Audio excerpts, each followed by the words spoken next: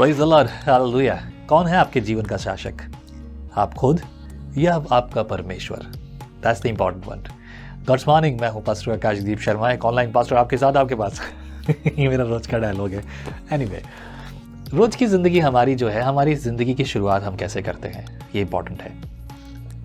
मैं सभी को प्रेरित करता हूँ कि आपके घर में पहला गीत अगर बजे तो वो परमेश्वर की आराधना का बजे।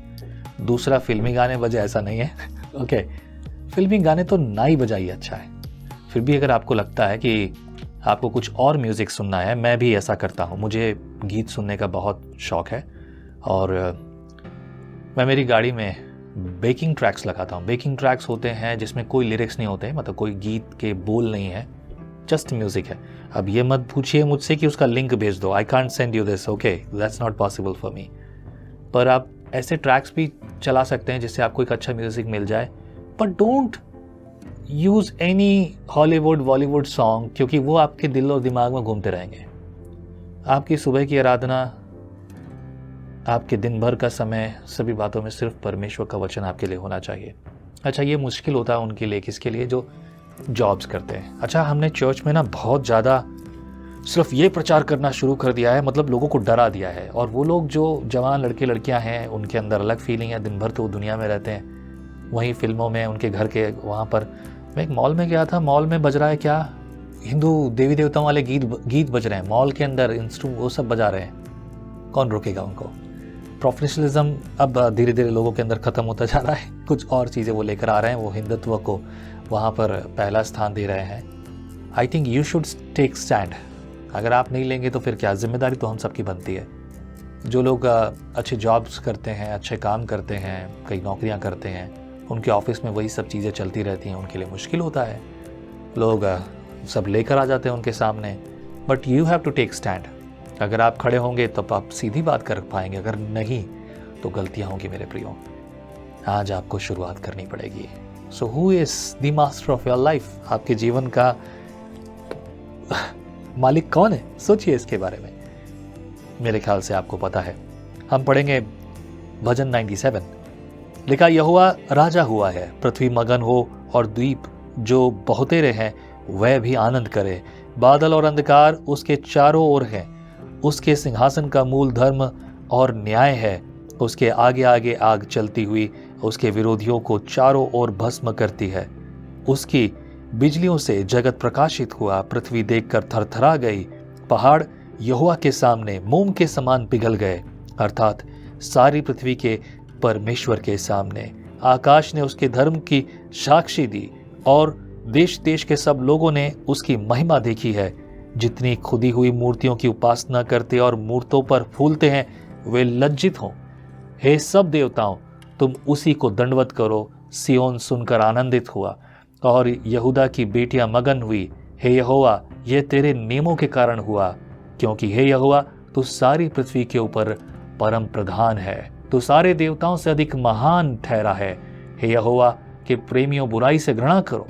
वह अपने भक्तों के प्राणों की रक्षा करता और उन्हें दुष्टों के हाथ से बचाता है।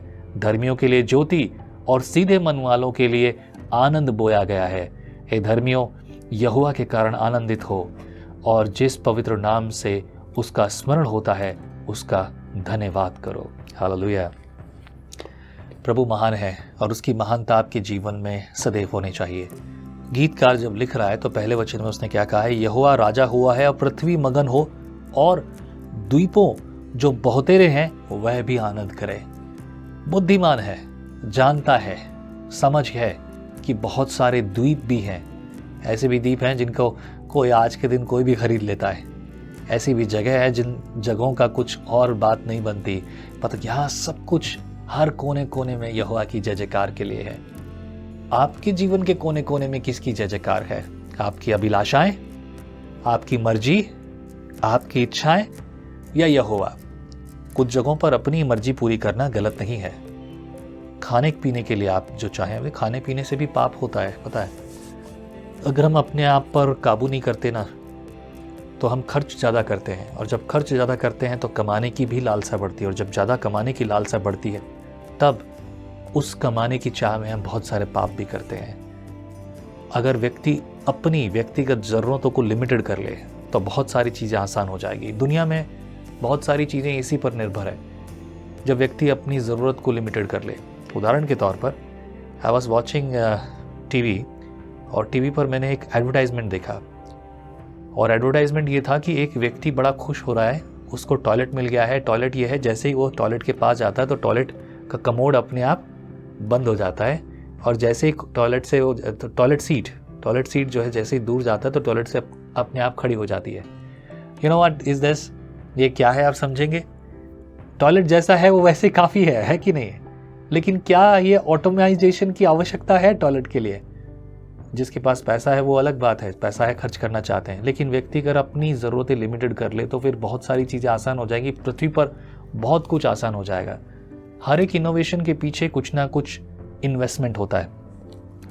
अब मैं आपको थोड़ा बाइबल से बाहर बताता हूँ, लेकिन ये बाइबल से बाहर नहीं है, ध्यान से सुनिएगा।